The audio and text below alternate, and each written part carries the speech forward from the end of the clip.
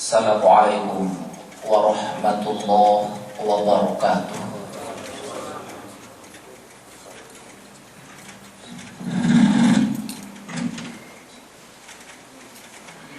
Allahu Akbar, Allahu Akbar, Allahu Akbar, Allahu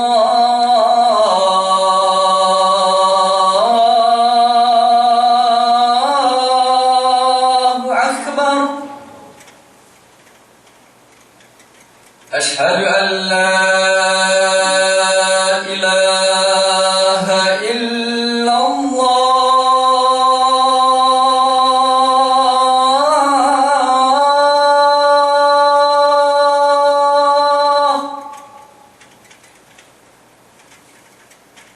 أشهد أن لا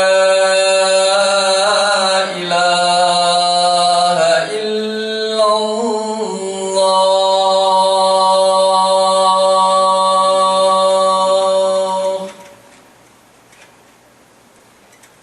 أشهد أن محمدا رسول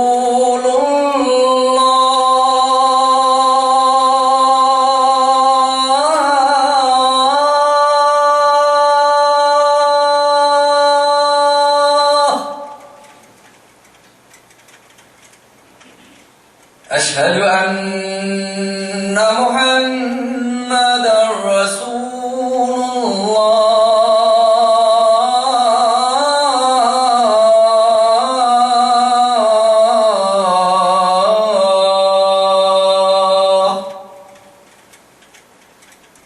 حي على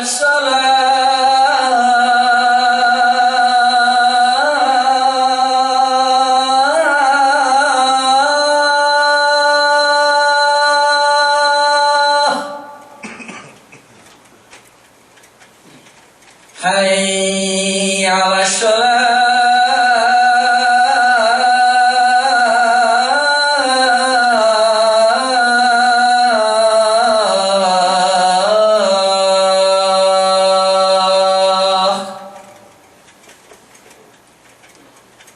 حي على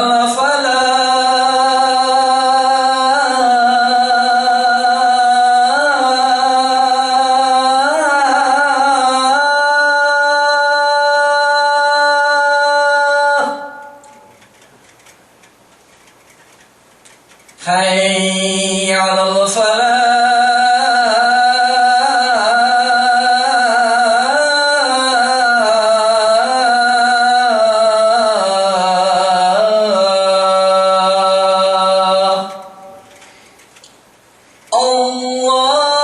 الله أكبر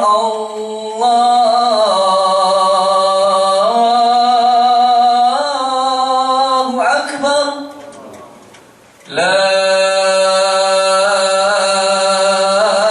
إله إلا الله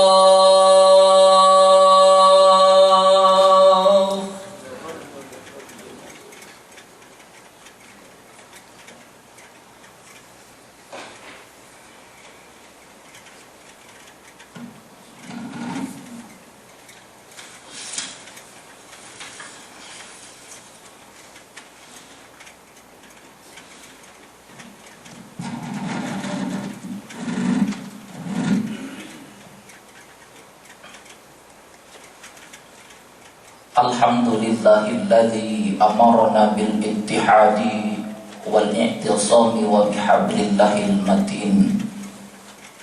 Asyhadu an la ilaha illallah wahdahu la syarikalah wa asyhadu anna Muhammadan 'abduhu wa rasuluh alladzi balagha ar-risalah wa nasaha al-ummah wa adda al-amanah wa jihada fi sabilillahi haqqa jihadih hatta atahul yaqin. Allahumma salli ala Muhammad wa ala alihi Muhammad.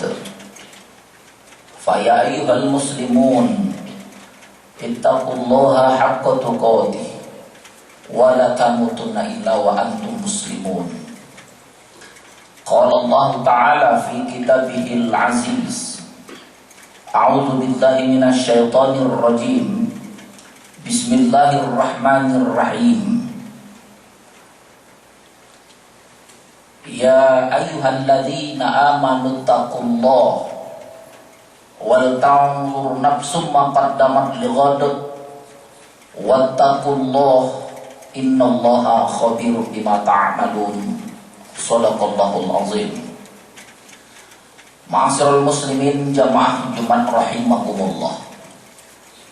Kembali mari kita tundukkan kepala kita sembari menyadari dan mengakui kebesaran Allah Subhanahu wa ta'ala. Allah lah yang menurunkan agama yang terbaik ini. Allah lah yang menurunkan syariat yang terbaik ini. Sungguh telah berlalu banyak syariat, tetapi harus diakui anna syari'atul Islam ahaqqa risalatan. Risalah Islam adalah risalah yang the best minar risalatil waridati salifaz zamani wal asr. Dari risalah-risalah yang pernah ada, baik risalah yang dulu pernah pertama lahir sampai risalah yang sekarang, risalah Islam lah yang terbaik. Fihi tanzim ala umurin katsirah. Di dalamnya banyak aturan-aturan yang jelas, aturan-aturan yang luas, yang juga harus dipahami dan didukung dengan pemahaman-pemahaman yang cerdas. Fihi tanzim ala umurin katsirah fil kasbi linail sa'adah. Dan inilah syariah yang mengajarkan kita untuk meraih kebahagiaan dan kesuksesan baik dunia maupun akhirat. Ma'asyiral muslimin jamaah rahimakumullah. Adapun tema khutbah yang akan disampaikan pada hari ini adalah kembali membangun keunggulan umat Islam. Betapa tidak diragukan dan tidak bisa dibantah, Allah Subhanahu wa ta'ala menurunkan Islam itu untuk tujuan yang besar, untuk membangun sebuah masyarakat yang berperadaban, masyarakat yang ilmunya luas, masyarakat yang pemahamannya cerdas, dan masyarakat yang memiliki kekuatan ekonomi yang tentu juga kuat. Adalah hal yang mustahil kalau Allah menurunkan Islam ini untuk tujuan yang kecil. Bagaimana mungkin Allah menurunkan Islam untuk tujuan yang kecil sementara Allah menciptakan langit bumi ini dengan ratusan miliar planet-planet yang ada di alam jagat raya ini? Tentu saja dengan kebesaran Allah itu menunjukkan Allah itu punya visi misi yang besar. Mengapa Islam itu diturunkan? Kita bisa lihat ayat-ayat pertama yang diturunkan itu sangat terkait dengan urusan kemanusiaan. Semua ayat-ayat di awal-awal kerasulan Rasulullah mengajarkan kita agar kita tidak terlena dengan urusan sendiri-sendiri. Betapa Allah menyebutkan a'udzubillahi minasyaitonir rajim. Alhaakumut takatsur hatta zurtumul maqabir. Bermegah-megah telah melalaikan kamu sampai kamu masuk ke dalam kubur. Ini artinya Allah menurunkan ayat ini untuk social engineering, untuk pembentukan masyarakat yang berperadaban, yang kuat, yang saling memperhatikan, yang membangun network, membangun silaturahmi yang kuat. Ayat yang lain juga menegaskan kepada kita, a'udzubillahi minasyaitonir rajim, wailul likulli humazatil lumazah alladzi jama'a malan wa 'addadah yahsabu anna malahu akhlada. Ayat ini juga semacam kecaman terhadap orang-orang yang sibuk dengan urusannya sendiri-sendiri, tetapi tidak berupaya membangun umat, membangun peradaban, membangun kebersamaan. Padahal membangun kebersamaan ini merupakan salah satu tujuan besar daripada Islam, agama yang kita cintai. Kita bisa lihat betapa agama kita memberikan apresiasi yang begitu besar terhadap urusan membangun network, membangun kebersamaan. Bahkan tidak berlebihan. Ada orang-orang yang saleh secara ritual tapi tidak peduli dengan masyarakat, tidak peduli dengan orang-orang yang ada di sekitarnya. Nilai ritualnya itu hangus seperti debu yang diterpa angin. Banyak orang yang sibuk mengumpulkan pahala-pahala sendiri-sendiri, tetapi tidak kreatif, mengeluarkan ide bagaimana membangun peradaban yang besar. Akhirnya dia sibuk dengan mengumpulkan pahala sendiri-sendiri. Dia menyangka dia bisa masuk surga sendiri-sendiri, padahal apa kontribusinya kepada umat tidak jelas. Inilah karena pemahaman terhadap Islam dengan paradigma yang sempit menjadikan agama yang seharusnya memiliki visi misi yang besar seperti jalan di tempat. Bagaimana kita lihat misalnya ketika Al-Quran mendefinisikan apa makna takwa yang sesungguhnya. Ternyata Al-Quran ketika berbicara tentang takwa, keseluruhannya terkait dengan urusan kemanusiaan. Sebut saja misalnya apa definisi takwa di dalam Al-Quran. Allah menyebutkan dalam Al-Quran orang yang bertakwa adalah a'udzubillahi minasyaitonirrajim alladzina yunfiquna fis sarra'i wad dharra. Orang yang bertakwa itu ukurannya dia mau berbagi, mau bersedekah, mau berinfak, baik dalam keadaan sempit maupun dalam keadaan lapang. Ini definisi takwa. Urusan berbagi, urusan berinfak ini adalah urusan kemanusiaan. Betapa ukuran takwa itu sangat terkait dengan urusan kemanusiaan, urusan kontribusi, urusan pengorbanan. Dan jihad yang sesungguhnya ini adalah ketika kita mengeluarkan harta kita, menyisihkan sebagian dari rezeki yang dititipkan Allah. Inilah sesungguhnya jihad. Kemudian takwa yang berikutnya menurut Al-Quran adalah wal kaziminal ghaiz. Orang yang sanggup mengontrol amarahnya, mengontrol nafsu kemarahan yang berlebihan. Urusan mengontrol amarah lagi-lagi urusan kemanusiaan. Allah ingin di antara kita itu jangan mengumbar rasa marah. Yang disuruh, yang diperintahkan adalah kasih sayang. Artinya mafhum mukhalafahnya, kalau ada di antara kita yang suka mengontrol, yang suka mengeluarkan amarah tanpa kontrol, ini bukan orang yang bertakwa. Dan ini lagi-lagi urusan membangun kebersamaan, membangun hubungan kemanusiaan yang kuat. Dan definisi takwa yang ketiga berdasarkan Al-Quran adalah orang yang bertakwa itu orang yang wal'afina 'anil nas. Orang yang bertakwa itu adalah orang yang memaafkan kesalahan saudaranya. Ternyata 3 bentuk takwa yang didefinisikan Al-Quran, ketiga-tiganya berurusan dengan kemanusiaan, human relation. Jadi Islam itu adalah agama membangun kekuatan hubungan, ya, bukan membangun secara individu atau lebih, tidak lebih dari sekedar ritual. Islam itu lebih dari sekedar ritual. Islam is much more than just a matter of ritual. It is a complete civilization. Islam itu bicara peradaban yang lengkap. Inilah kita yang harus senantiasa membangun kebersamaan. Ditunggu dari kita ide-ide yang kreatif bagaimana membangun peradaban yang besar ini. Bagaimana mungkin sahabat-sahabat dulu pada masa Bani Umayyah, Bani Abbasiyah, terutama pada masa Bani Abbasiyah, membangun peradaban dari Madinah sampai ke Spanyol, dan di Spanyol itu muncul peradaban Islam yang sangat dipertimbangkan dan sangat mengagumkan. Dari Madinah muncul peradaban Islam di Spanyol. Kalau saja kita memiliki semangat yang sama dengan para sahabat dulu, bukan hal yang berlebihan kalau kita juga bisa membangun peradaban Islam di Los Angeles ini. Persoalannya kita harus meminjam, mengadopsi semangat-semangat para sahabat ketika itu. Tidak ada yang menduga sahabat-sahabat yang di Madinah membangun sebuah peradaban besar di Spanyol. Dan itu tentu sangat bisa kita bangun, kita bentuk peradaban di Los Angeles ini.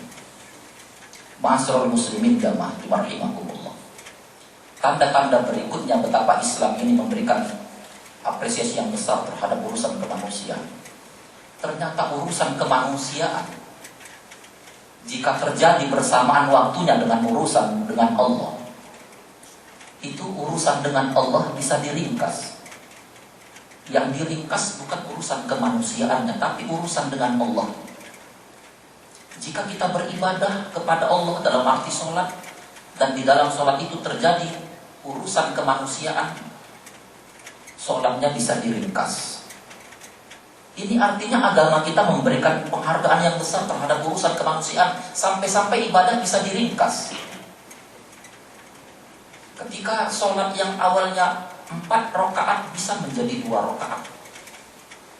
Kalau kita sedang dalam traveling, dalam keadaan musafir, ketika sholat yang seharusnya dilaksanakan secara berdiri bisa dilaksanakan dengan tidur kalau kita tidak mampu.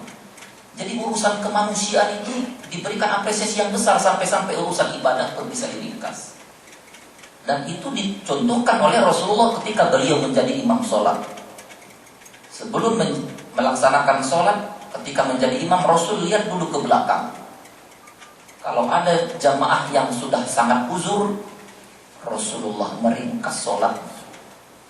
Ini artinya agama kita luar biasa, memberikan apresiasi yang besar. Meskipun dalam keadaan sholat, tapi urusan kemanusiaan tetap dipertimbangkan. Makanya kita ini, orang-orang yang terpilih di Los Angeles ini, harus mampu menunjukkan kemanusiaan, hubungan kemanusiaan yang baik. Bukan hanya sekedar say hello, tetapi sering berdiskusi, berdialog apa yang bisa kita buat untuk kebangkitan peradaban Islam. Kalau ini kita sudah kumpul bersama-sama dengan cita-cita yang sama, dengan semangat yang sama, apa yang tidak bisa kita buat di bumi Los Angeles ini? Tapi kalau kita masih terlalu terjebak dengan urusan-urusan furu'iyah, terjebak sibuk dengan urusan apakah kita sholat pakai kunut atau tidak, apakah Al-Fatihah itu bismillahnya dizahirkan atau disirkan, apakah boleh tidaknya kita tahlilan. Kalau urusan kita yang begitu besar, cita-cita yang begitu besar disibukkan dengan urusan furu'iyah, kayaknya agak sulit membangun peradaban yang besar yang membutuhkan semacam kekuatan-kekuatan yang besar. Ma'asyiral muslimin jamaah rahimahumullah. Coba kita bicara sejarah. Dulu ketika Jepang diserang oleh tentara sekutu, hancurlah Nagasaki dan Hiroshima. Setelah itu banyak orang-orang yang memprediksi bahwa Jepang akan bangkit 100 tahun bahkan 200 tahun setelah hancurnya Nagasaki dan Hiroshima. Tetapi pemimpin Jepang pada waktu itu mengatakan, jangan tanya apa yang hancur, tapi tanya apa yang sisa, apa yang ada yang masih tersisa, berapa guru-guru yang tersisa. Ternyata kurang dari 50 tahun Jepang kembali bangkit dan memiliki kekuatan ekonomi nomor 2 di dunia. Padahal tanah-tanah di Jepang itu banyak pegunungan, tidak bisa memungkinkan mereka menghasilkan peternakan atau pertanian. Tetapi karena semangat yang kuat didukung dengan etos kerja, kedisiplinan, Jepang bangkit. Sekarang Jepang diistilahkan dengan negeri industri terapung. Begitu banyaknya produksi-produksi yang mereka buat, sehingga mereka dijuluki dengan negeri industri terapung. Mereka mengimpor berbagai macam barang mentah dari negara-negara besar, kemudian mengekspor barang jadi. Prediksi banyak orang salah tentang Jepang, dan Jepang itu bangkit luar biasa.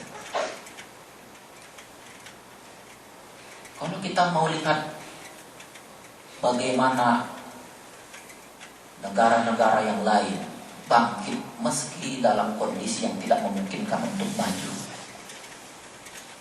Di Swiss itu tidak ada kebun coklat, tetapi penghasil coklat terbaik di dunia ini.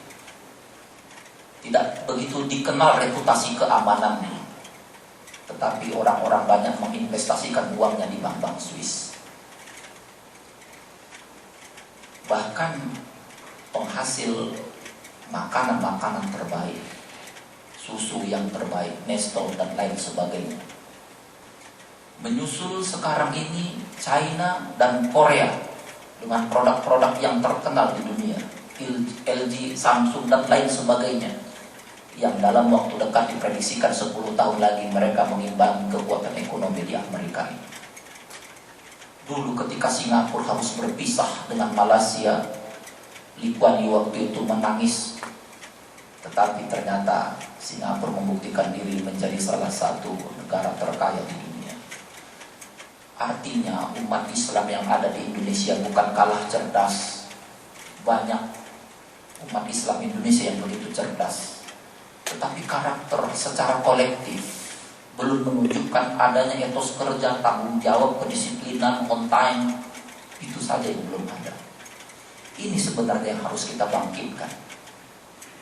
Ma'asyiral muslimin jamaah rahimahumullah. Begitu Muhammad Abduh melakukan perjalanan keliling-keliling negeri-negeri Eropa, katanya, aku berjalan-jalan ke negeri-negeri Eropa, ke negeri-negeri Amerika, aku melihat kok ada Islam di sana. Tetapi umat Islamnya tidak ada, hampir tidak ada. Dan aku berjalan-jalan ke negeri-negeri Arab, aku melihat umat Islam ada, tetapi tidak dijalankan sebenarnya ajaran Islam. Ini bagian dari kekurangan kita. Meskipun kita banyak potensi-potensi, tapi ini sebuah kesadaran. Kita harus bangkit bahwa banyak yang bisa kita lakukan. Saya selalu menganjurkan kepada jamaah-jamaah di Indonesia agar menjadikan sebuah masjid itu sebuah peradaban yang besar. Masjid ini adalah sebuah tempat untuk membangun peradaban. Umat Islam bisa berkumpul mendiskusikan tentang peradaban Islam. Makanya sebuah masjid itu sangat dibutuhkan. Di samping untuk ibadah, tapi juga untuk membuat tempat-tempat training perekonomian, training bagaimana membangun ekonomi yang kuat, training bagaimana menciptakan manusia dengan sumber daya yang baik. Bagaimana di sebuah masjid ada pustaka-pustaka yang dilengkapi dengan literatur yang lengkap. Karena tidak mungkin sebuah peradaban dibangun tanpa ada ilmu, tanpa ada perpustakaan. Dan subhanallah, ada semacam harapan yang positif ketika sekarang banyak masjid-masjid yang dilengkapi dengan perpustakaan. Inilah yang harus kita lakukan. Inilah yang harus kita pinjam semangat para sahabat. Kenapa dulu umat Islam menjadi peradaban, menjadi lokomotif peradaban dunia? Karena dulu pernah muncul ilmuwan-ilmuwan besar. Siapa yang tidak kenal dengan Ibnu Khaldun? Yang namanya ulama itu bukan hanya mengerti tentang agama, tetapi mengerti tentang persoalan, mengerti tentang realitas, mengerti psikologi dan sosiologi umat. Ibnu Khaldun di samping sebagai ulama, beliau juga seorang sosiolog, menulis kitab Muqaddimah, dan sampai sekarang ini tetap menjadi literatur di universitas-universitas Eropa. Bagaimana Ibnu Sina menulis kitab Al-Qanun fit Tibb, undang-undang pengobatan. Dan lagi-lagi kitab ini menjadi referensi utama di fakultas-fakultas kedokteran di universitas-universitas Eropa. Tapi sayangnya ini kitab jarang kita bedah, jarang kita buka, jarang kita bahas.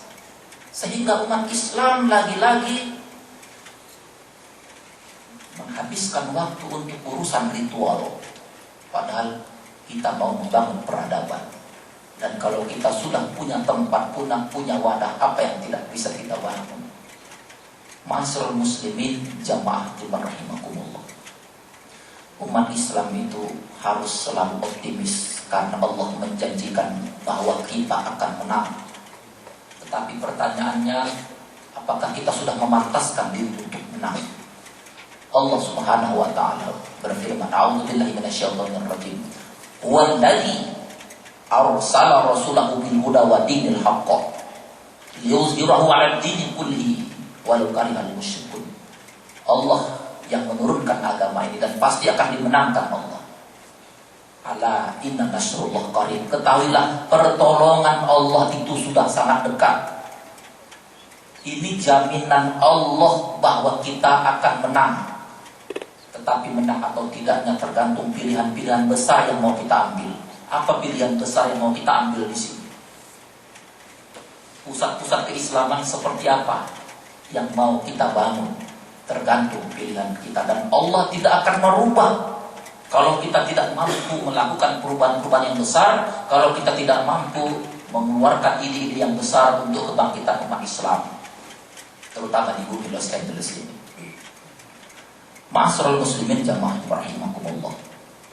Ketika ada yang bertanya apakah mungkin peradaban Islam kembali muncul pada masa keemasan dulu, tentu saja mungkin. Alasannya yang pertama, umat Islam itu punya Al-Quran yang ayat pertamanya pun membahas tentang perintah membaca. Kalau sekarang ini belum nampak peradaban itu, walaupun dalam proses yang positif, tetapi umat Islam diakui malas membaca, kalah membaca dengan orang-orang Yahudi dan orang-orang Jepang. Padahal kita punya kitab Al-Quran, mereka tidak punya kitab yang memerintahkan mereka membaca. Inilah kebenaran Al-Quran. Bahkan kalau ada orang yang meragukan kebenaran Al-Quran, ditantang oleh Allah. Wa in kuntum fi raibin mimma nazzalna ala abdina fa'tu bi suratin min mithlihi. Kalau engkau ragu dengan Al-Quran, coba buat satu surat saja dari Al-Quran. Ini bukti kebenaran Al-Quran. Agama mana yang berani mencoba mengajak orang menantang kitab sucinya? Cuma Islam, itulah Al-Quran yang benar-benar datang dari Allah. Inilah sebuah potensi besar. Yang kedua, kenapa kita bisa bangkit membangun peradaban yang besar? Karena kekuasaan sumber daya alam, terutama minyak, itu dikuasai oleh negeri-negeri di Timur Tengah. 60% minyak itu dikuasai oleh negeri-negeri di Timur Tengah. Dengan kekuatan ekonomi ini kita bisa mengajukan proposal apapun yang positif untuk membangun semacam Islamic Center di bumi Los Angeles ini. Kenapa tidak? Asal dengan rencana-rencana yang jelas, program-program yang kondusif dan produktif, kenapa tidak? Di negara-negara Islam terutama di Timur Tengah, mereka sangat kaya dengan kekuatan minyaknya. Kita bisa bersinergi dengan mereka untuk melakukan dakwah secara efektif di bumi Los Angeles ini. Karena mau tidak mau kekuatan ekonomi itu sangat menentukan. Tidak berlebihan ketika Rasulullah bersabda, "Alaikum bittijarah. Alaikum bittijarah fa inna fiha tis'ata asari min rizqin." Umat Islam itu kalau mau bangkit harus menguasai bisnis, harus menguasai perdagangan. Karena sesungguhnya 90% sumber rezeki di dunia ada pada bisnis, ada pada perdagangan. Mungkin karena kita mismanagement, kurang bersinergi dengan pihak-pihak yang memiliki modal, akhirnya umat Islam bukan mengejar yang 90%, umat Islam mengejar yang 10%. Padahal kejayaan Islam itu sangat tergantung dengan ekonominya. Dan Rasulullah mengatakan 90% sumber rezeki itu ada pada bisnis. Di situ dibutuhkan semacam paradigma sumber daya. Bagaimana saudara-saudara kita yang kita cintai di bumi ini atau di Indonesia yang memiliki potensi, bila perlu nanti kita ada semacam bank, siapa saja yang memang berpotensi diberi scholarship, karena dengan begitulah kita secara perlahan-lahan kita bisa bangkit. Kalau kita tidak melakukan langkah-langkah yang jelas, sama saja kita merencanakan kegagalan.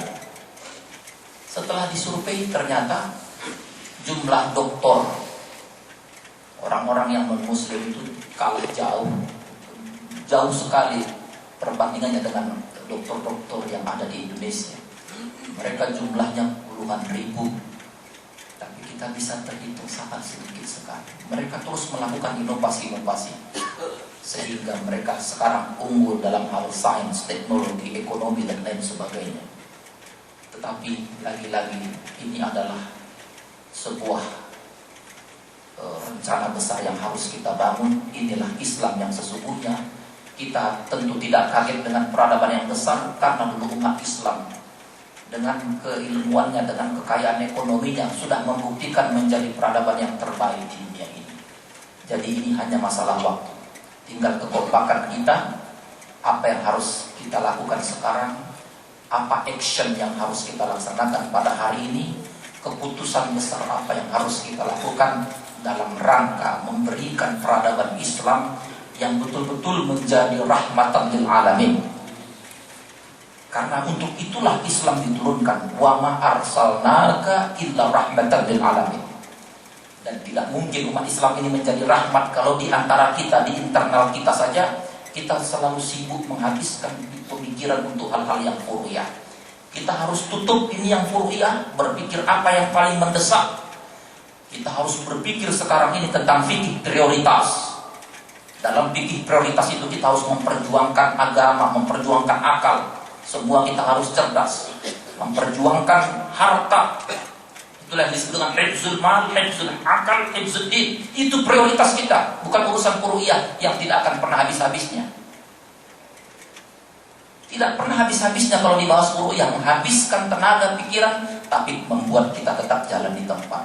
Tetapi kalau kita berpikir secara fikih prioritas, umat Islam akan bangkit dengan semangat yang sama yang dimiliki oleh para sahabat, dengan pemahaman yang luas tentang agama ini, dengan tanggung jawab kita bersama-sama. Dakwah dengan action itu lebih pasif. Dakwah dengan keputusan besar itu lebih pasif daripada dakwah-dakwah di podium.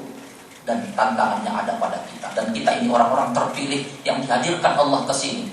Ayo kita tunggu ide-ide yang besar, pemikiran yang besar untuk membuat peradaban Islam muncul di bumi Los Angeles ini. Barakallahu li wa lakum fil Qur'anil azim wa nafa'ani wa iyyakum bima fihi minal ayati wa dzikril hakim wa taqabbala minni wa minkum tilawatahu innahu huwal ghafurur rahim.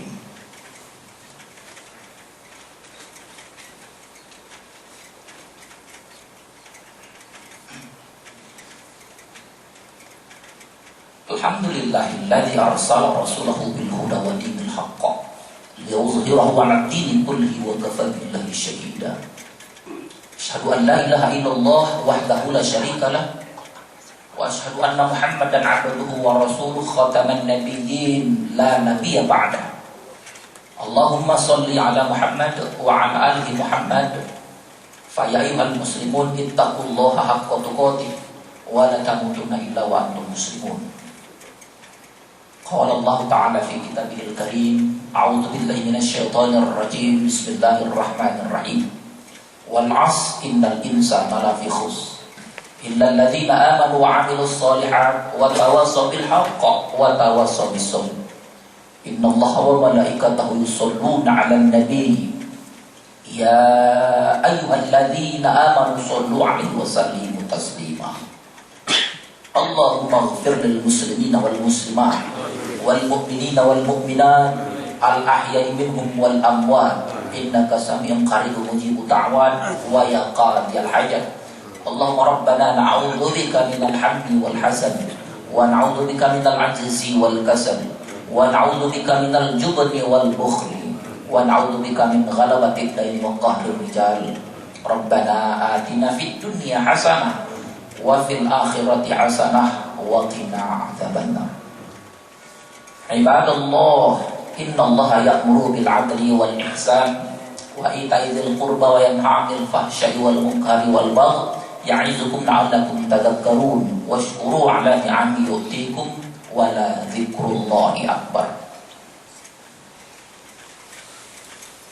Allahu akbar, Allahu akbar, asyhadu an la ilaha illallah wa asyhadu anna Muhammadar Rasulullah.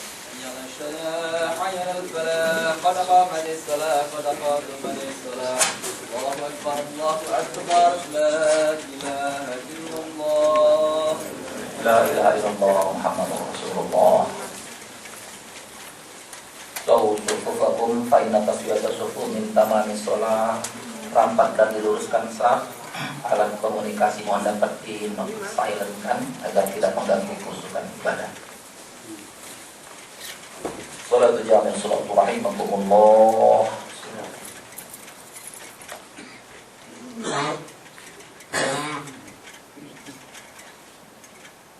Allahu akbar.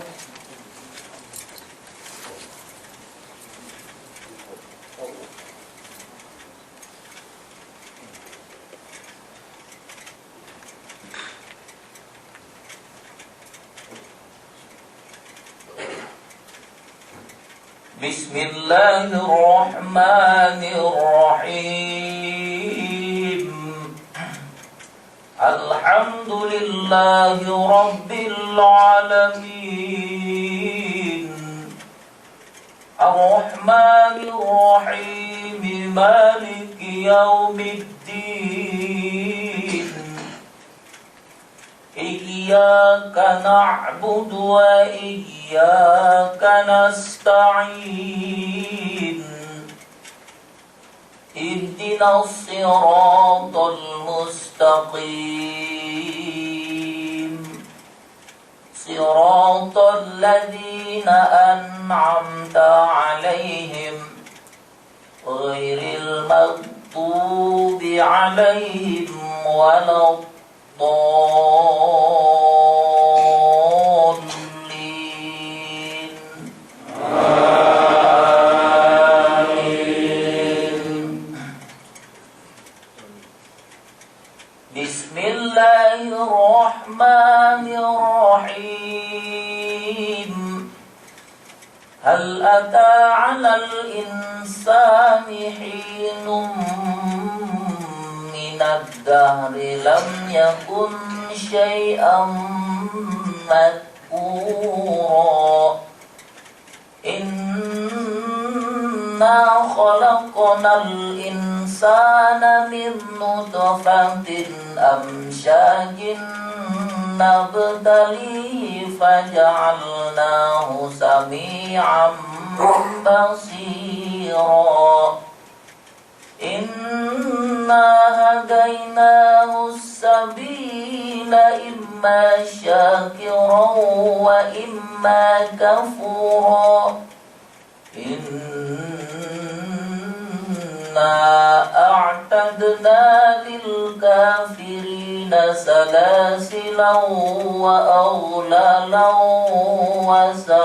وسعيرا إن الأبرار يشربون من كأس كان مزاجها كافورا عينا يشرب بها عباد الله يفجرونها تفجيرا الله أكبر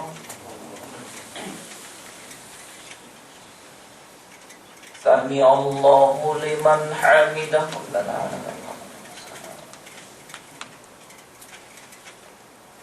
الله أكبر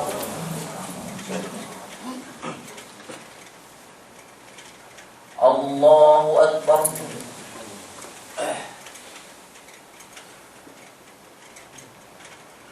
الله أكبر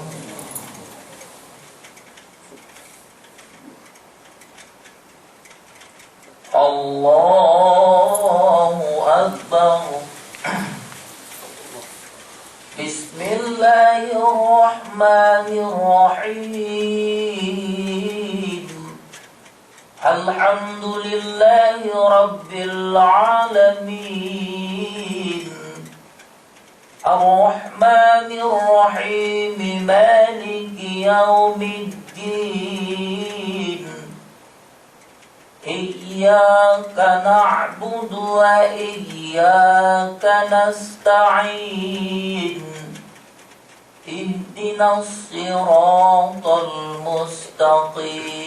المستقيم صراط الذين أنعمت عليهم غير المغضوب عليهم ولا الضالين آمين. بسم الله الرحمن الرحيم ألم نشرح لك صدرك ووضعنا عنك وزرك الذي أنقض ظهرك ورفعنا لك ذكرك فإن مع العسر يسرا إن مع العسر يسرا فإذا فرغت فانصب وإلى ربك فارغب الله أكبر سمع الله لمن حمده ربنا الله أكبر الله أكبر الله أكبر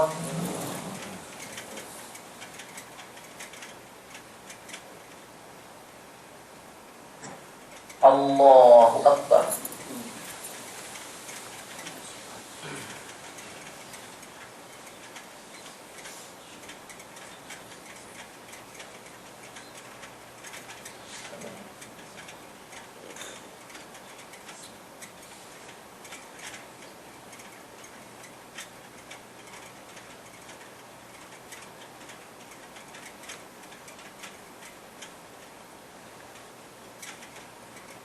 Assalamualaikum warahmatullahi Assalamualaikum warahmatullahi Astaghfirullahaladzim alladzi la ilaha illal hayyul qayyum wa atubu ilaih Astaghfirullahaladzim alladzi la ilaha illal hayyul qayyum wa atubu ilaih ila hadhihi niyah wa li kulli niyatin salihah.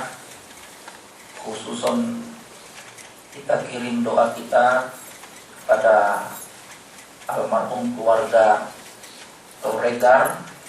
Mudah-mudahan apa yang mereka berikan pada hari ini dan apa yang diharapkan dikabulkan Allah Subhanahu wa taala. Begitu pula kita kirim Al-Fatihah buat orang tua kita, buat keluarga-keluarga yang kita cinta yang terlebih dahulu meninggalkan kita. Mari sama-sama kita kirim Al-Fatihah. Al-Fatihah. A'udzubillahi minasyaitonir rajim. Bismillahirrahmanirrahim. Alhamdulillahirabbil alamin arrahmanir rahim maliki yaumiddin. Iyyaka na'budu wa iyyaka nasta'in. Ihdinas siratal mustaqim. صراط الذين أنعمت عليهم غير المغضوب عليهم ولا الضالين. أعوذ بالله من الشيطان الرجيم. بسم الله الرحمن الرحيم. الحمد لله رب العالمين حمدا حامدا حمدا شاكرا حمدا يوافي نعمه ويكافئ مزيدا. يا ربنا لك الحمد ولك الشكر كما ينبغي لجلال وجهك الكريم وعظيم سلطانك. اللهم صل على محمد وعلى آل محمد. اللهم اغفر لنا ذنوبنا ولوالدينا وارحمهم كما ربونا صغارا ولجميع المسلمين والمسلمات والمؤمنين والمؤمنات الأحياء منهم والأموات برحمتك يا أرحم الراحمين. ربنا هب لنا من أزواجنا وذرياتنا قرة أعين واجعلنا للمتقين إماما. اللهم ربنا نعوذ بك من الهم والحزن ونعوذ بك من العجز والكسل ونعوذ بك من الجبن والبخل ونعوذ بك من غلبة الدين وقهر الرجال. ربنا ظلمنا أنفسنا وإن لم تغفر لنا وترحمنا لنكونن من الخاسرين. ربنا آتنا في الدنيا حسنة وفي الآخرة حسنة وقنا عذاب النار. وصلى الله على سيدنا محمد النبي وصحبه وسلم. سبحان ربك رب العزة عما يصفون وسلام على المرسلين والحمد لله رب العالمين.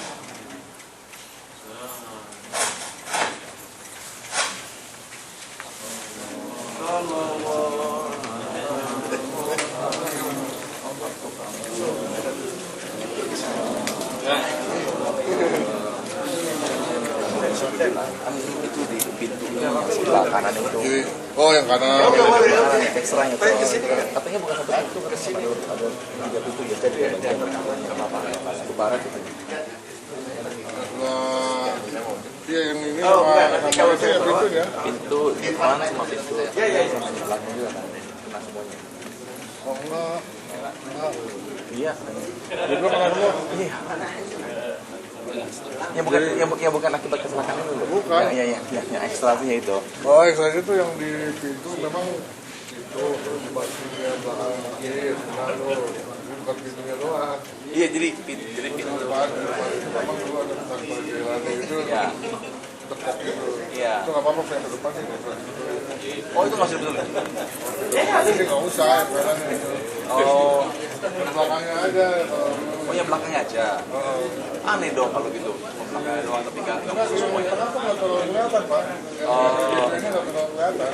Oh, Yang kelihatan tuh yang begitu belakang. Yang rolling gitu. cuma itu pintu doang. Ini pintu sama ininya apa batangnya itu loh. Oh, Makanya pas tengahnya gitu, dok. Kena pagar. jadi pintunya kena, ini juga kena juga dong sedikit. Iya, iya. Iya itu. Nggak masuk ke bilang mana kita sama semuanya gitu ya. Belakangnya tidak bisa. Nggak bisa. Jelas gitu. Jadi takutnya karena dia nggak bisa. Iya.